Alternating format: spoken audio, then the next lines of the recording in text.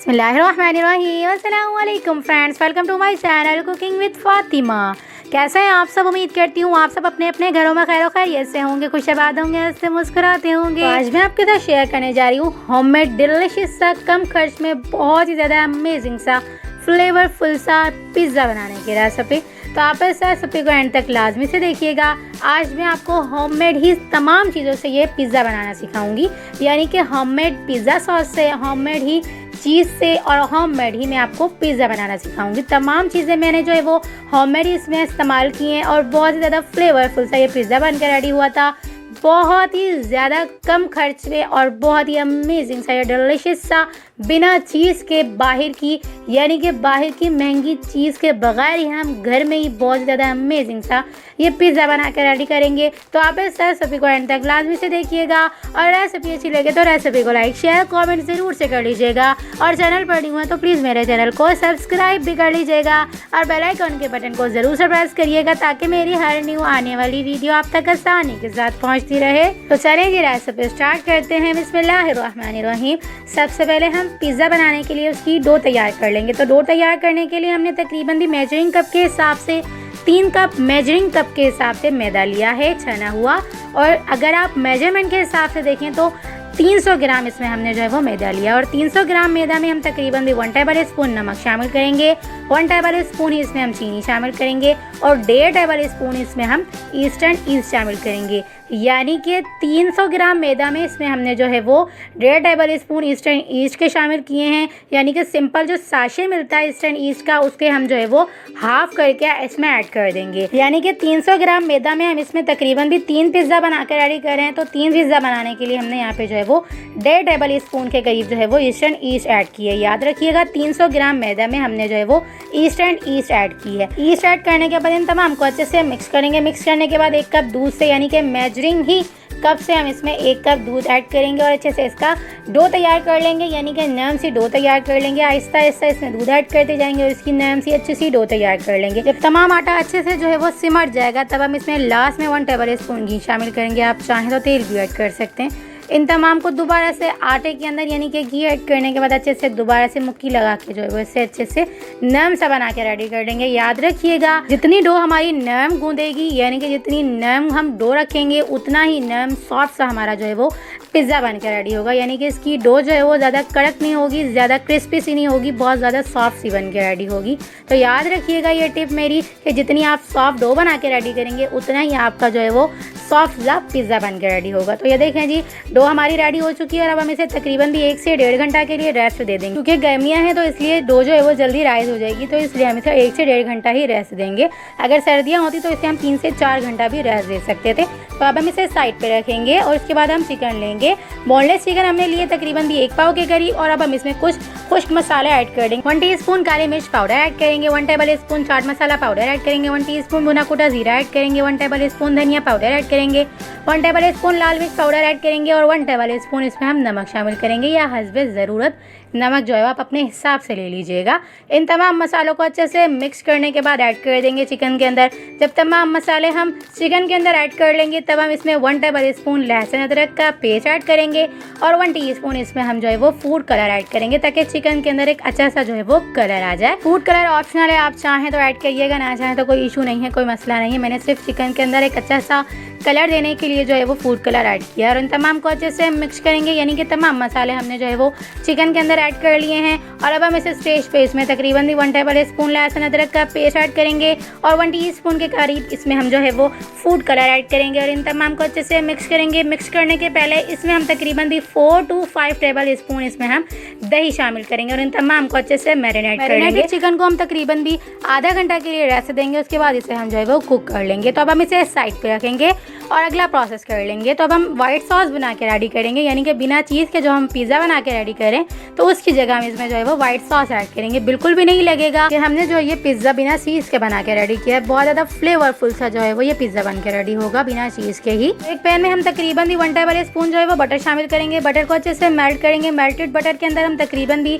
4 to 5 table spoon इसमें हम मैदा add करेंगे। मैदे को अच्छे से भूनेंगे, अच्छा सा जो है वो कलर देंगे। जब कलर आने लगेगा यानी कि बटर के अंदर मैदा अच्छे से मिक्स हो जाएगा तब हम इस स्टेज पे 1 कप जो है वो दूध ऐड करेंगे और अच्छे से जो है वो मिक्स करते जाएंगे। और इसकी एक गाढ़ी सी जो है वो थिक सी जो है वो एक लहरी सी बना के रेडी कर लेंगे, यानी कि सॉस बनाने के लिए रेडी कर लेंगे। दूध में जो है वो मैदा अच्छे से मिक्स हो जाएगा, अच्छे से जो है वो लम्स फ्री हो जाएगा, तब हम इस स्टेज पे इसमें कुछ मसाले ऐड कर लेंगे। तकरीबन 1 टीस्पून इसमें हम नमक शामिल करेंगे, 1 टीस्पून इसमें हम काले मिर्च पाउडर शामिल करेंगे और 1 टीस्पून इसमें हम मिक्स हर्ब ऐड करेंगे। अगर आपके पास ऑरिगेनो हो तो आप इसमें वो भी ऐड कर सकते हैं। इन तमाम मसालों को ऐड करने के बाद अच्छे से मिक्स करेंगे, बिल्कुल लम्स फ्री कर लेंगे, यानी कि सॉस को बिल्कुल लम्स फ्री रखेंगे, लेकिन ज़्यादा लिक्विड नहीं रखेंगे और ना ही ज़्यादा जो है वो थिक रखेंगे, बिल्कुल नॉर्मल इस तरह की कंसिस्टेंसी में रखेंगे। देख लीजिएगा आप भी इसी तरह की जो है वो कंसिस्टेंसी में सॉस को रख लीजिएगा। और अब हम इसे रूम टेम्परेचर पर जो है वो ठंडा कर लेंगे और साइड पर रखेंगे। और अब हम अगला प्रोसेस कर लेंगे। तो देख सकते हैं आप कितनी थिक है और कितनी लिक्विड है, आप देख सकते हैं। सिर्फ इसी कंसिस्टेंसी में आप भी ये सॉस जो है वो बना के रेडी कर लीजिएगा।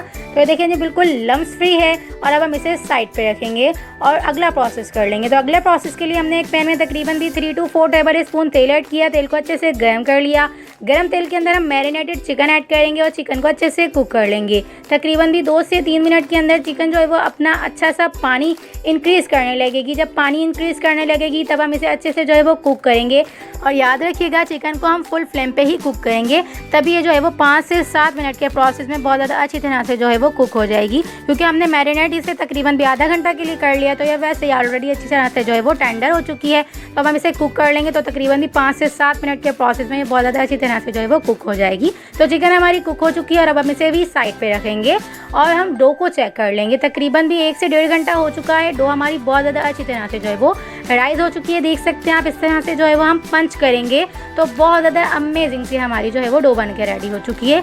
तो आप भी देख लीजिएगा, अगर आप इस तरह से पंच करेंगे और आपकी डो जो है वो इस तरह की शक्ल में आ जाए तो इसका मतलब है आपकी डो जो है वो बहुत ज़्यादा बेहतरीन सी राइज हो चुकी है। और दूसरा तरीका ये है डो को पहचानने का कि यानी कि अगर आपकी इस तरह की तार टाइप सी बन के आ जाए, यानी कि इस तरह की जाली टाइप सी बन के आ जाए, तो इसका मतलब है आपकी डो जो है वो बहुत ज़्यादा अच्छी तरह से राइज हो चुकी है। तो हमारी डो भी बहुत ज़्यादा अच्छी तरह से राइज हो चुकी है। और अब हम इसे दोबारा से फोल्ड करके तकरीबन भी 10 से 15 मिनट के लिए रेस्ट देंगे। और अब हम एक बेकिंग ट्रे को तेल से अच्छे से ग्रीस कर लेंगे, जिसमें जो है वो हमने पिज़्ज़ा बना के रेडी करना है। बेकिंग ट्रे को हमने ब्रश की मदद से तेल से अच्छे से ग्रीस कर लिया और अब हम इसे साइड पे रखेंगे और डो का हम एक पेड़ा तैयार करेंगे। पेड़े के बाद इसे हम रोटी की शक्ल में अच्छे से बेल लेंगे। बेल लेने के बाद इसे हम जो है वो बेकिंग ट्रे में ऐड कर लेंगे। बेकिंग ट्रे में ऐड करने के बाद इसे टैप टैप करके सब तरफ से इक्वल सा कर लेंगे और लास्ट में हम जो है इस तरह से थोड़ा सा मोटा सा रहने देंगे।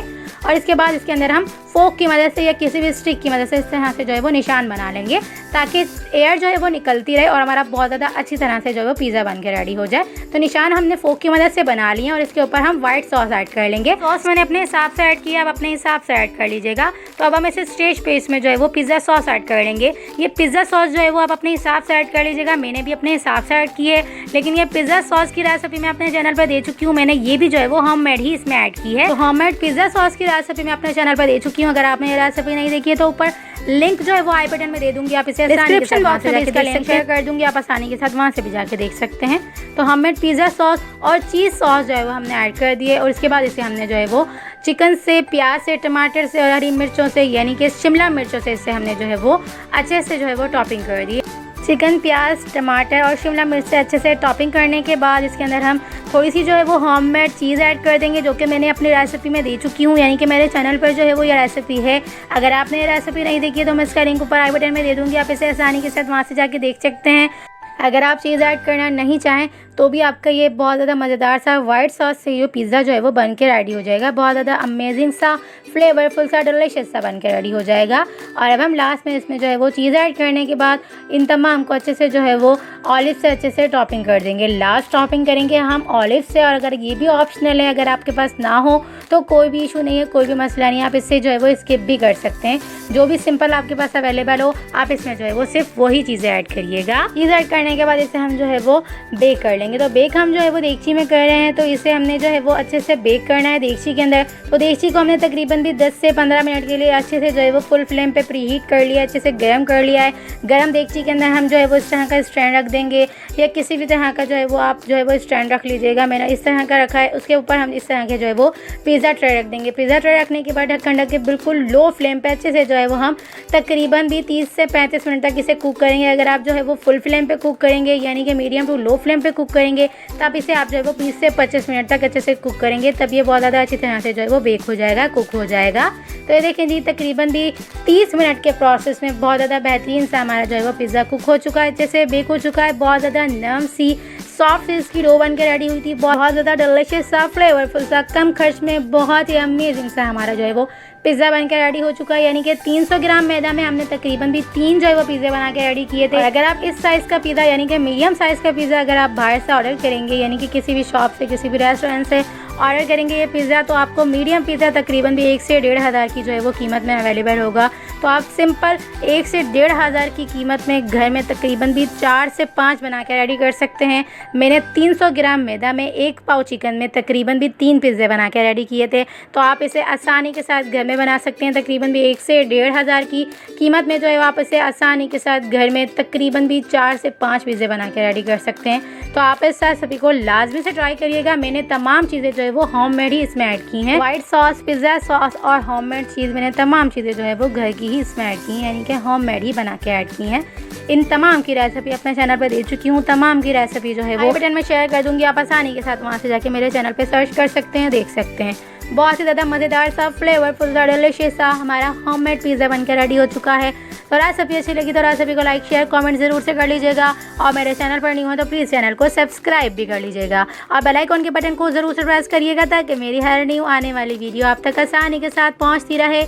तो चलें जी, मिलते हैं नेक्स्ट वीडियो में। जब तक अपना ख्याल रखिएगा, मुझे दुआओं में याद रखिएगा और इस रेसिपी को एक बार ज़रूर से ट्राई करिएगा। और रेसिपी अच्छी लगी तो रेसिपी को फैमिली मेम्बर्स और फ्रेंड्स में ज़रूर से शेयर करिएगा। तो चलें जी, मिलते हैं नेक्स्ट वीडियो में बहुत ही आसान, सिंपल और यूनिक सी रेसिपी के साथ। अल्लाह हाफ़िज़।